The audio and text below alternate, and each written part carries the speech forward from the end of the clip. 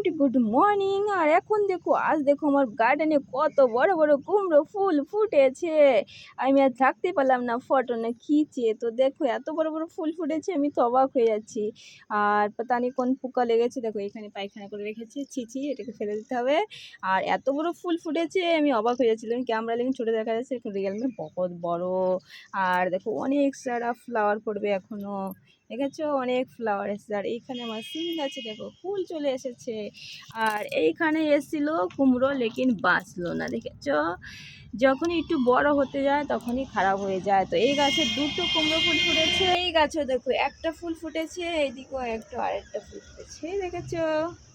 তো আজকে আমার টোটাল ফুটেছে 4টে ফুল। আর দেখো কি রকম জঙ্গল হয়ে গেছে, দেখেছো। মানে একদম গার্ডেনে আমি টাইম দিতে পারছি না। আর গার্ডেনের অবস্থা দেখো। আর এইদিকে দেখো সিম গাছগুলো একটু বড় হয়ে গেছে, এদিকে একটু সাহারা দিতে হতো, সেও টাইম পাচ্ছে না। একটু সাহারা দিয়ে নাকি একটু সাপোর্ট দেবো। তো এমন অবস্থা হচ্ছে, এখন মনে হচ্ছে আর মানে দীপাবলির আগে আর টাইম পাবো না। আর এদিকে দেখো আমার কুমড়ি শাকের ডগাগুলো কত বড় হয়ে গেছে, সেগুলো আমি যে একটু কেটে বানিয়ে খাবো সেই টাইমটুকু পাচ্ছি না। এরকম জঙ্গল হয়ে গেছে। আর যাকে তো আমি গার্ডেনটা সাফ করাতাম, সেই লোকটাও বাড়ি নেই, যে কাকে দিয়ে সাফ করাবো, শায়দ আমাকে করতে হবে। আর দেখো আমার বেগুন গাছে কত বেগুন ধরেছে, দেখেছো।